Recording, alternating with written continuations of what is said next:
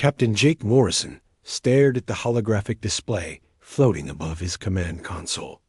The blue light cast shadows across his weathered face as he watched the incoming reports from across human space. Each message brought worse news than the last. The bridge of the Defiance felt smaller with every transmission that arrived.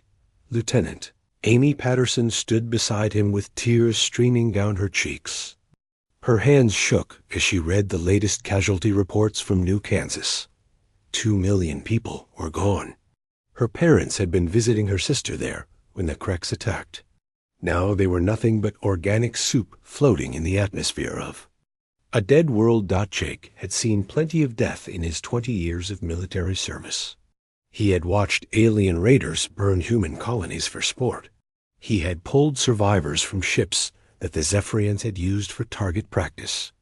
He had seen children taken by Altarian slavers who called it education. But this was different. This was systematic murder disguised as science. The Kreks Federation had broadcast their experiment live across the galaxy.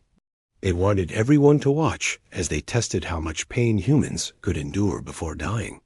They dissolved people slowly, with bioacid while measuring their screams. They called it research into human psychological limits. The other alien species watched and did nothing. Amy's voice cracked as she spoke. "Sir, my family was in Sector 7 when the acid rain started. The reports say it took them 6 hours to die. 6 hours of screaming while those bugs took notes." Jake placed a hand on her shoulder. He had no words of comfort, because there was no comfort to be found. The galaxy had shown its true face today. Humanity was not considered equal.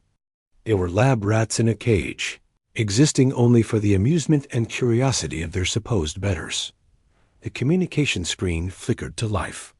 Admiral Nathan Cross appeared, his gray hair perfectly combed despite the chaos erupting across human space. His eyes held a coldness that Jake had never seen before. Behind him, the command center of Earth's defense headquarters buzzed with activity. All human vessels and installations are to receive this message simultaneously. Cross began. His voice carried across every human ship, station, and colony in the galaxy. For 50 years, we have tried to find our place among the stars. We have offered friendship, trade, and cooperation to species that saw us as nothing more than convenient servants. Jake watched as crew members throughout his ship stopped their work to listen. In the engine room, Chief Danny Brooks set down his tools. In the medical bay, Dr. Lisa Martinez paused her research. Every human in the galaxy was hearing these words at the same moment. Cross continued speaking. We built their stations when they were too lazy to do it themselves. We maintained their trade routes when they found the work beneath them. We died in their wars when they needed soldiers. We raised their children when they wanted entertainment.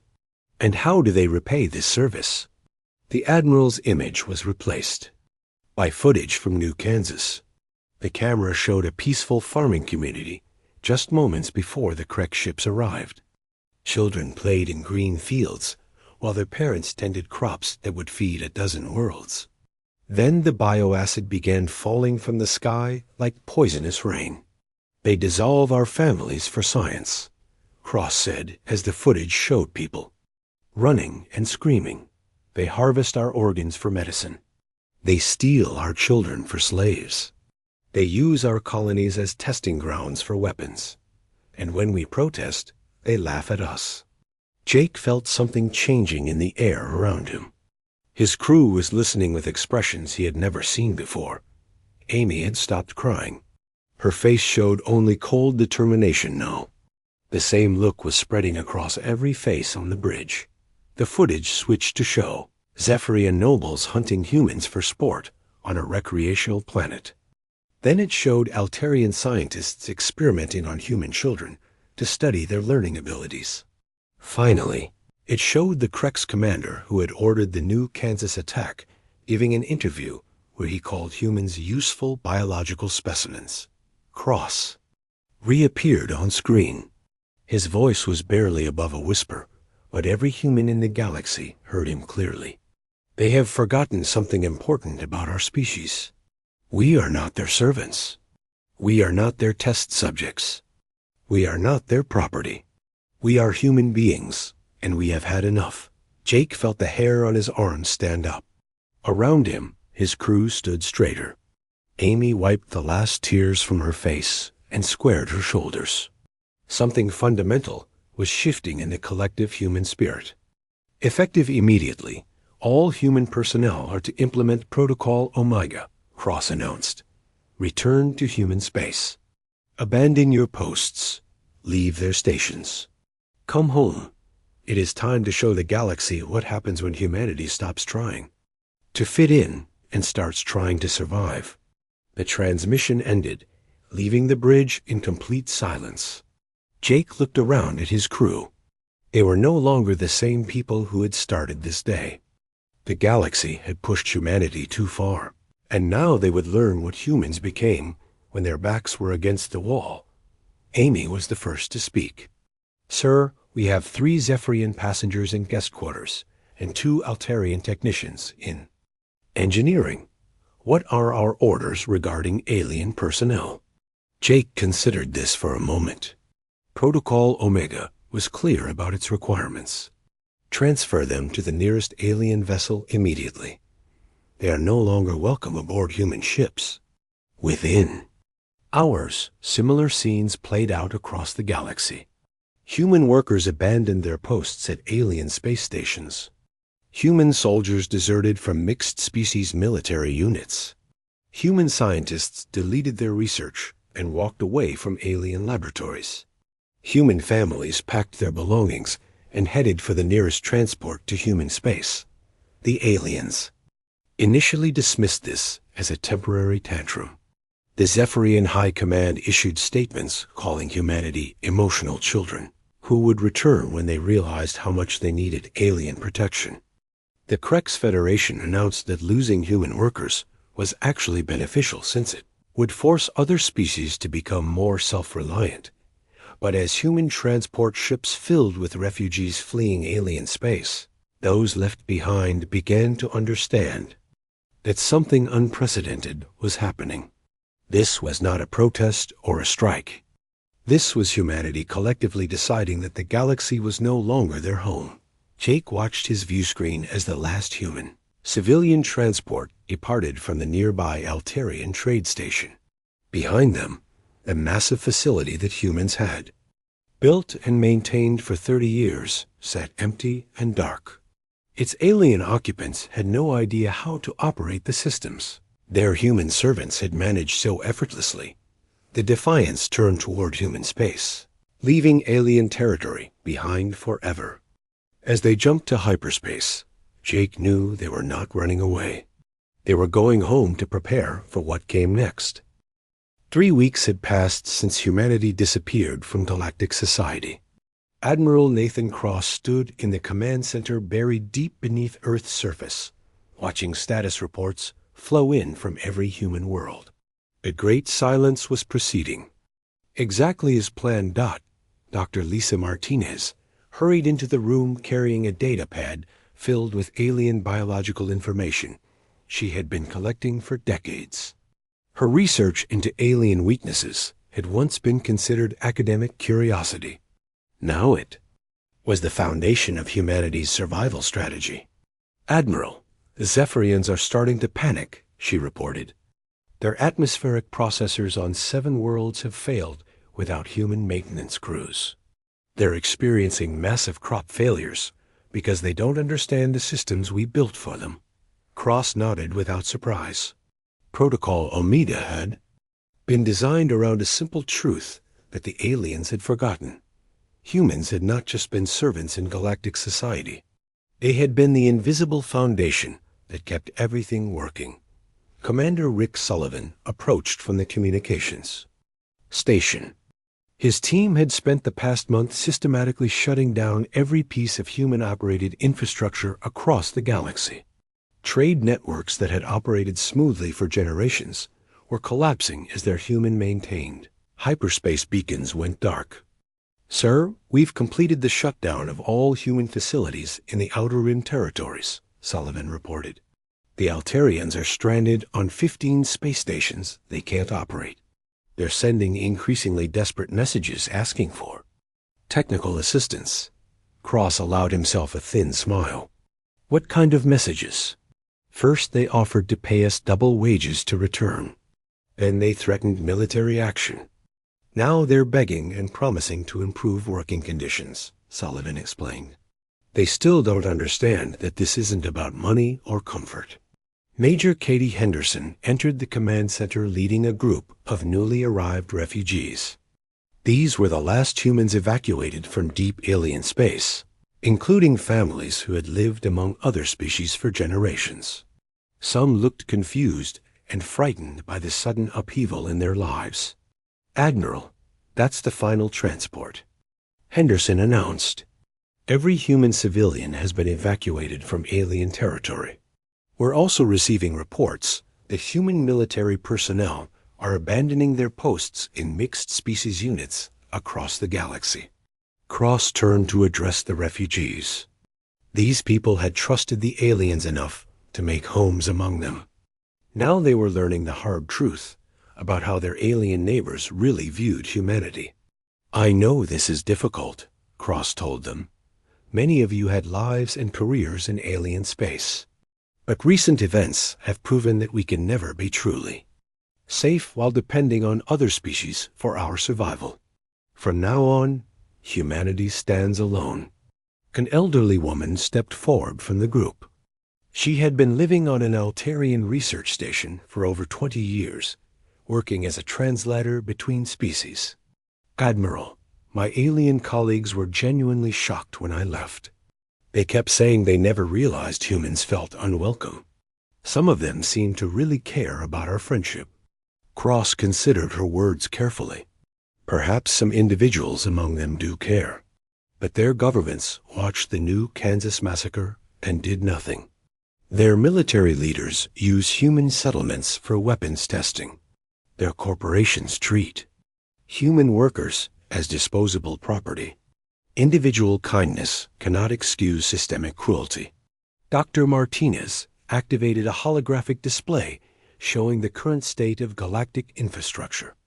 Red indicators marked failed systems throughout alien space. Yellow warnings showed facilities operating at reduced capacity. Green signals, representing fully functional installations, existed only in human territory. "The economic impact is spreading faster than we anticipated," Martinez explained. "The Krex Federation is experiencing supply shortages because they relied on human-operated cargo vessels. The Zephyrian Empire's communication network is failing because human technicians maintained their quantum relay stations." Cross studied the display with satisfaction. Humanity had spent 50 years learning every aspect of alien technology while the aliens had grown lazy and dependent. Now that dependence was becoming their weakness, Chief Engineer Danny Brooks joined the briefing via holographic projection from the lunar shipyards. Behind him, massive construction projects were taking shape as human industrial capacity was redirected toward their own needs for the first time in decades. "Admiral, we're ahead of schedule on the defensive grid construction," Brooks reported. "Every human world now has automated defense platforms that can detect approaching vessels from 3 light years away. We're also installing the new hyperspace jammers that will prevent unauthorized jumps into human space." Cross was pleased with the progress. Protocol Omega required more than just withdrawing from alien society. It demanded that humanity become completely self-sufficient and defensible. The aliens would eventually try to force humans back into servitude, and humanity needed to be ready. Captain Jake Morrison appeared on another communication channel from the border of human space. His ship Defiance was part of a patrol fleet, monitoring alien reactions to the Great Silence. "Admiral, we're detecting increased military activity in Zephyrian space," Morrison reported. "Their third fleet is conducting exercises near our border." Intelligence suggests they're preparing for some kind of intervention. Let them prepare, Cross replied. They're about to discover that the humans they're planning to intimidate no longer exist. We've become something entirely different during our time in the darkness. The command center's main screen activated to show intercepted alien communications.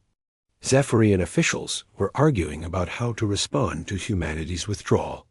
Some wanted to invade human space and force them back to work. Others worried about the economic consequences of permanent separation. Cross listened to the alien debates with growing amusement. They were still thinking like the dominant species they had always been. They assumed humans would eventually submit because that was what humans had always done before. They had no idea that humanity was using this time to transform themselves into something the galaxy had never seen. Dr. Martinez pulled up another display showing alien attempts to replace human workers.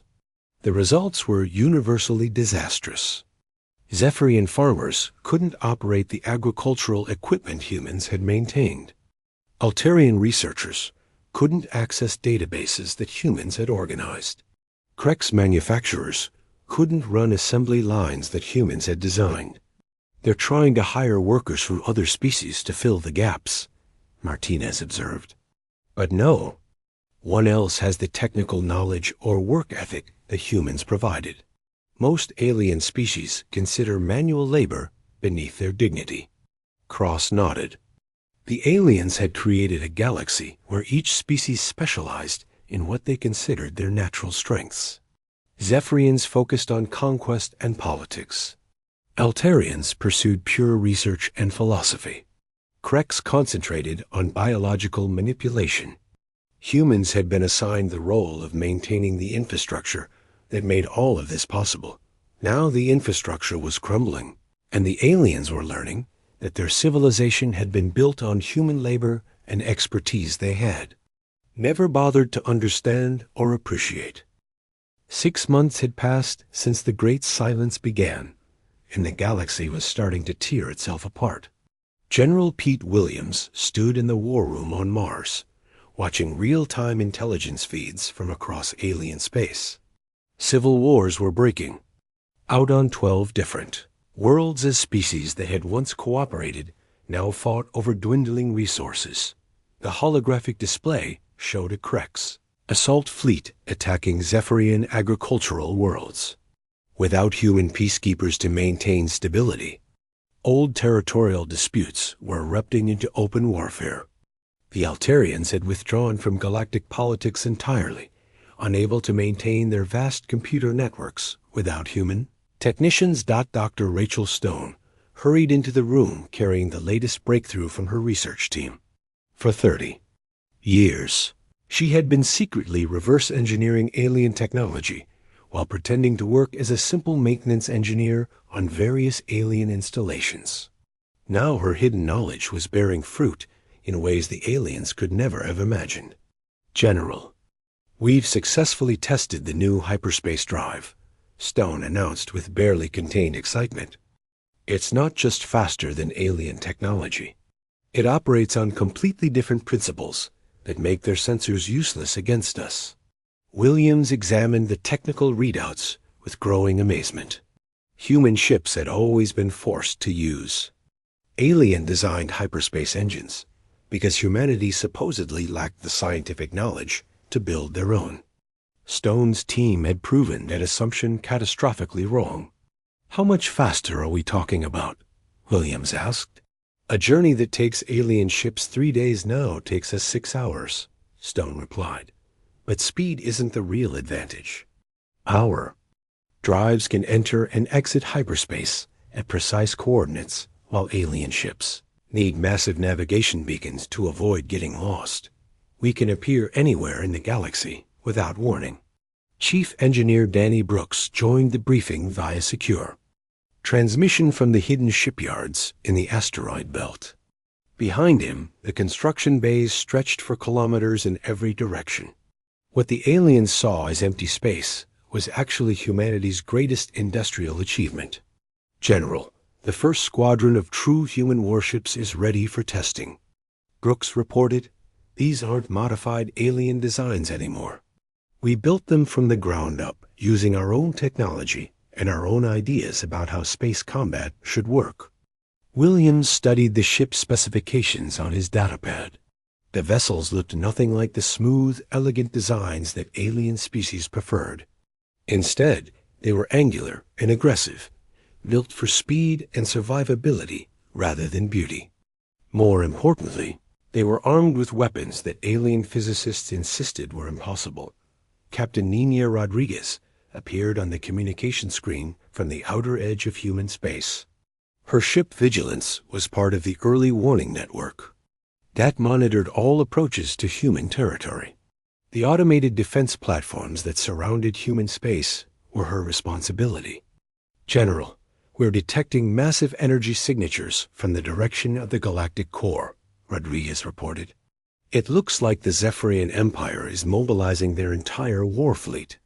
Intelligence suggests they're planning a major offensive against human space." Williams was not surprised by this development. The aliens had tried threats, bribes, and diplomatic pressure to force humanity back into their service. Military action was the predictable next step for species that had never learned to accept the word no. Dr. Stone activated another display showing the current state of alien military forces. The information came from human agents who had spent decades embedded in alien governments while pretending to be simple translators and clerks. The intelligence network that humanity had built was far more extensive than any alien species suspected. "The Zephyrians are confident they can crush human resistance quickly," Stone explained. "Their war planners assume we're still using the yaw. Same inferior technology they remember from 50 years ago. They have no idea what we've built in the darkness." Williams nodded grimly. The aliens were about to receive the shock of their lives, but first humanity needed to complete their preparations. The transformation was almost finished, but not quite ready for the ultimate test. Sergeant Major Chris Taylor entered the briefing room leading a squad of soldiers who looked nothing like the human troops that had once served in alien armies. Their equipment was sleek and black, incorporating technology that made alien weapons look primitive. More importantly, their training had been redesigned from the ground up. "General, the new tactical doctrines are showing excellent results," Taylor reported. "We've abandoned all alien military thinking and developed strategies based on human strengths. Our soldiers are faster, more adaptable, and completely unpredictable compared to alien military forces." Williams reviewed the training reports with satisfaction. Alien species fought according to rigid patterns that had remained unchanged for centuries. Their battles were formal affairs governed by ancient traditions and predictable tactics. Human warfare was about to introduce concepts like chaos, improvisation, and calculated insanity to galactic combat. The main screen activated to show intercepted communications from the Krex Federation. Their bioweapon laboratories were struggling to develop new strains of viruses without human test subjects. Worse, they were discovering that many of their existing weapons were mysteriously ineffective against humans who had been secretly inoculated by Dr. Martinez's medical teams. "They're starting to panic," Williams observed. "The Krex built their entire military strategy around biological warfare, but our people developed countermeasures for every pathogen in their arsenal years ago." Dr. Stone pulled up another classified file showing humanity's most ambitious project. Deep in the Outer Rim territories, massive construction ships were building something that would fundamentally change the balance of power in the galaxy. The aliens had no idea it existed. "Project Prometheus is nearing completion," Stone announced. "When it comes online, we'll have capabilities that no alien species has ever imagined. They think hyperspace technology reached its limit centuries ago. We're about to prove them wrong." Williams studied the project specifications with awe. Humanity was not just catching up to galactic technology anymore. They were preparing to leap so far ahead that alien science would seem primitive by Comparison. Captain Rodriguez's voice crackled over the communication system with urgent news. General, long-range sensors are detecting scout ships, probing our border defenses. The Zephyrian Advance Force is trying to map our defensive positions. Williams smiled coldly. Let them try to map defenses they could not understand using sensors that could not detect human technology. The aliens were still thinking like the dominant species they had always been. They had no idea they were about to face an enemy that had learned to think in ways they could not comprehend. The galaxy had spent 6 months dismissing humanity's silence as a temporary tantrum. Soon they would discover that the silence had been preparation, and humanity was ready to speak with a voice that would shake the foundations of galactic civilization. 8 months into the Great Silence, the galaxy was witnessing energy readings that defied everything alien scientists thought they knew about physics. Colonel Steve Parker stood on the bridge of the newly completed warship Retribution, watching. His tactical display track, impossible power signatures emanating from human space. The ship around him represented humanity's complete break from alien design philosophy. Instead of the curved, graceful lines that other species preferred, human vessels were built like weapons themselves. Angular armor plating deflected energy beams at unusual angles. The hull was black as space itself, making visual detection nearly impossible. Dr. Helen Garcia materialized as a hologram beside Parker's command chair. She was broadcasting from the research station, hidden in the Kuiper Belt, where her team had achieved something that alien physicists insisted was theoretically impossible. Colonel, the hyperspace equations are completely solved, Garcia announced with excitement in her voice. We don't just understand how hyperspace works anymore. We understand why it works that way, and we've found ways to make it work better. Parker studied the technical readouts that Garcia transmitted to his display. Human ships could now move through hyperspace in ways that broke every known rule of galactic navigation. They could emerge from hyperspace inside asteroid fields, appear directly above planetary surfaces, or materialize in the middle of enemy formations without warning. The aliens stumbled onto hyperspace travel through trial and error over thousands of years, Garcia explained. They never understood the underlying mathematics. We reverse-engineered their accident and turned it into pure science. Sergeant Major Chris Taylor approached from the weapons control station. His team had been testing the new human armaments against captured alien technology, and the results were beyond encouraging. They were revolutionary. Colonel, the field generators are performing beyond specifications, Taylor reported. We can disable entire alien fleets without firing a single shot. Their technology simply stops working when exposed to our disruption fields. Parker nodded with grim satisfaction. The aliens had built their entire civilization around energy-based technology that operated on predictable frequencies. Human scientists had identified those frequencies and learned to jam them completely. Alien weapons, shields, engines, and life support systems all became useless when human ships were nearby. Captain Nina Rodriguez joined the briefing via communication link from her patrol ship at the edge of human space. Behind her on the screen, the stars looked different somehow. Space itself seemed to bend and twist around her vessel in ways that hurt to look at directly. Colonel, we're detecting massive alien fleet movements throughout the galaxy, Rodriguez reported. The Zephyrian Empire has mobilized over 3,000 warships. The Krex Federation is deploying their entire bioweapon arsenal. Even the Altarians are contributing ships to what they're calling a galactic peacekeeping force. Parker was not surprised by this development. The aliens had finally realized that humanity's withdrawal was permanent, not temporary. Their response was predictably violent and overwhelming. They intended to crush human resistance through sheer numbers and force humanity back into servitude. Dr. Garcia activated another holographic display showing the current deployment of human forces. To alien observers, human space appeared nearly empty. Their sensors detected only a few dozen ships, patrolling vast territories that should have required thousands of vessels to defend properly. "They're making the same mistake they've always," Garcia observed. "They're counting ships instead of capabilities. Our single vessels can do what entire alien fleets cannot accomplish." Chief Engineer Danny Brooks appeared on the communication screen from the hidden construction facilities in the outer system. Behind him, assembly lines were producing ships, weapons, and equipment at a rate that would have seemed impossible just months earlier. "Colonel, Project Prometheus has achieved full operational status," Brooks announced.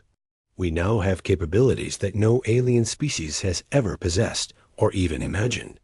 When the time comes to reveal ourselves, the galaxy will discover that everything they thought they knew about space warfare is obsolete." Parker studied the classified specifications for Project Prometheus with awe. Humanity had not just caught up to alien technology during their 8 months of silence. They had surpassed it so completely that alien science looked primitive by comparison. The main tactical display activated to show real-time intelligence from across the galaxy. Human agents embedded in alien governments were reporting panic among the ruling classes. The economic collapse caused by humanity's withdrawal had destabilized dozens of worlds, and now military action was being seen as the only solution. Sergeant Taylor pulled up intercepted communications from the alien fleet commanders. Their battle plans assumed they would be fighting the same humans who had served as auxiliary troops in alien armies for decades. They expected familiar tactics, predictable strategies, and inferior technology. "They're planning a simultaneous attack on all major human worlds," Taylor explained. "The Zephyrians will handle the main assault, while the Kreks provide biological weapon support. The Altarians are contributing their advanced sensor technology to coordinate the offensive." Parker smiled coldly. The aliens were about to discover that the humans they remembered no longer existed. 8 months of focused development had transformed humanity into something the Alza galaxy had never encountered before. Dr. Garcia activated the final display showing humanity's true military strength. The numbers were staggering, even by galactic standards, but the real shock was the technological advancement. Human weapons operated on principles that alien scientists had never theorized. Human defenses utilized energy fields that alien physics claimed were impossible. "We've had 8 months to study every aspect of alien military doctrine," Garcia explained. "We know their tactics, their weapons, their weaknesses, and their fears. They know nothing about us except outdated information from decades ago." Captain Rodriguez's voice crackled over the communication system with urgent news. "Colonel, long-range sensors are detecting the main alien attack force. They're assembling at the galactic coordinates we expected. Fleet size is estimated over 5,000 ships from 7 different species." Parker felt a calm certainty settle over him. The moment of truth was approaching, and humanity was ready. The aliens were bringing their largest military force in galactic history to crush what they assumed would be a desperate human resistance. Instead, they were about to encounter an enemy that had spent 8 months learning to fight in ways that no alien species could understand or counter. The galaxy was about to witness the birth of a new dominant species, and humanity intended to make that lesson unforgettable. The Great Silence was nearly over, and when humanity finally spoke again, their words would be written in fire across the stars. Exactly 1 year after the Great Silence began, every communication network in the galaxy activated simultaneously.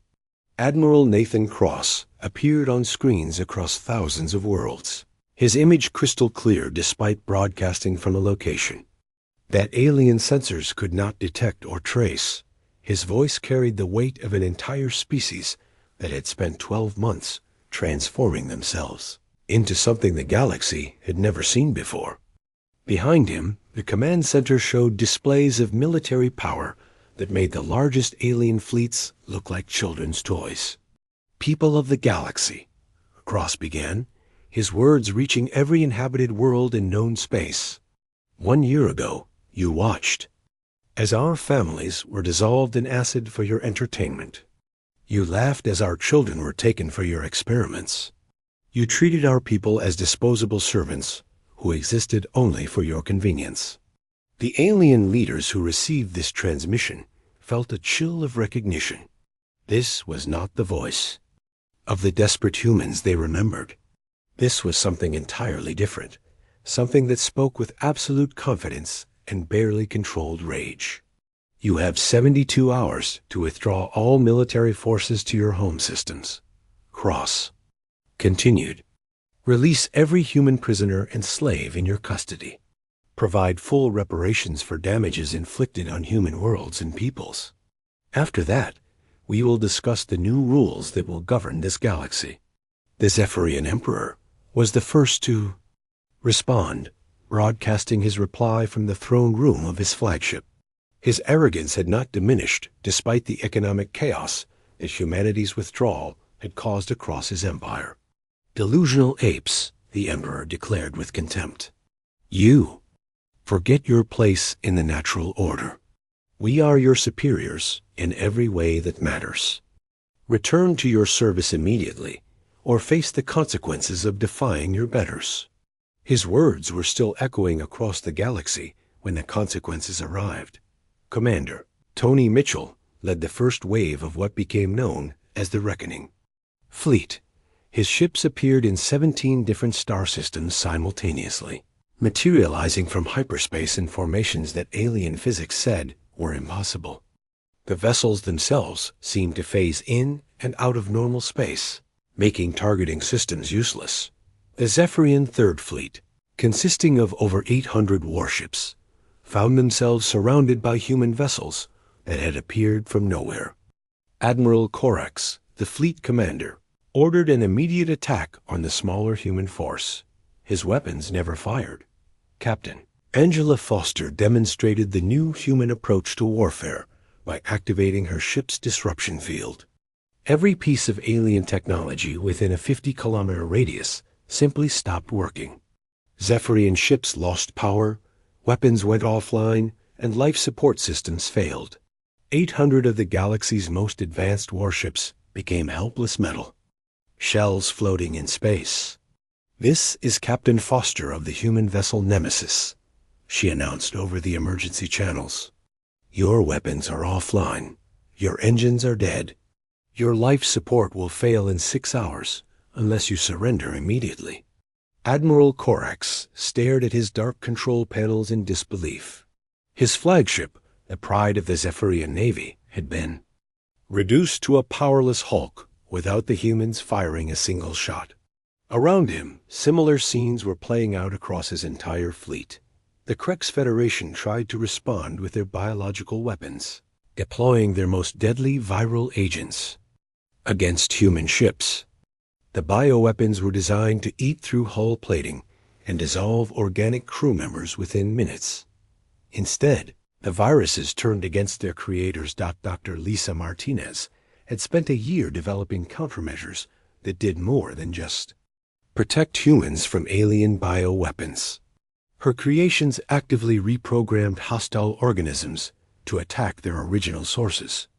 Krex battleforms began dissolving their own ships from the inside out as their weapons turned into nightmares. Commander Vex of the Krex Assault Fleet watched in horror as his bio-armor began eating itself. His carefully engineered viral weapons were spreading through his own forces like wildfire, turning his greatest strength into his ultimate weakness. The Altarian Republic deployed their most advanced sensor technology to track human movements and coordinate alien responses. Their quantum computers could process tactical information faster than any biological mind could comprehend. The computers crashed within seconds of encountering human electronic warfare systems. Chief Engineer Danny Brooks had designed viruses That attacked the fundamental programming languages that alien computers used. Altairian quantum processors began calculating impossible equations that caused their circuits to overload. Their entire digital infrastructure collapsed as human. Malware spread through their networks like digital plague. Within 72 hours, every major alien military force in the galaxy had been neutralized without a single human casualty. The aliens had not just been outfought. They had been completely outclassed by an enemy that fought using principles they could not understand or counter. General Pete Williams coordinated the systematic conquest of alien space from his command post on Mars. Human fleets took position around every major alien world, not as occupying forces, but as overseers of a new galactic order. The speed of humanity's victory shocked even their own leaders. A year of preparation had created capabilities so advanced that alien resistance became meaningless. Species that had dominated the galaxy for millennia found themselves helpless against enemies they had dismissed as primitive servants.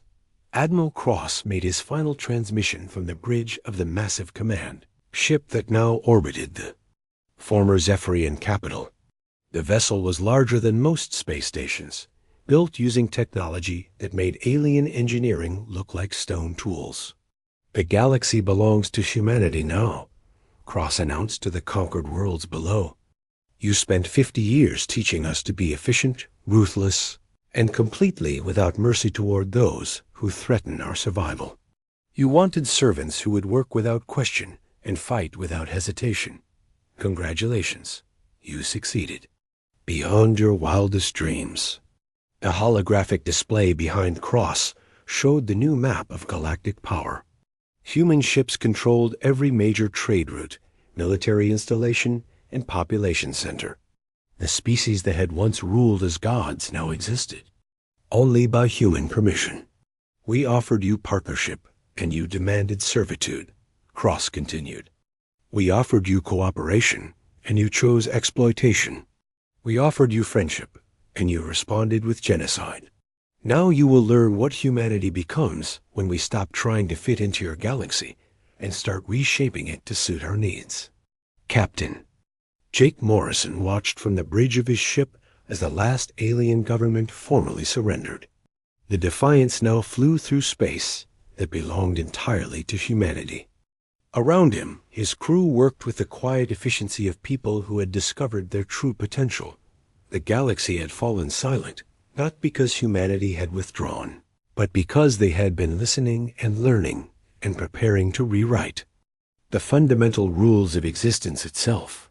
The age of alien dominance was over, and the age of humanity had begun.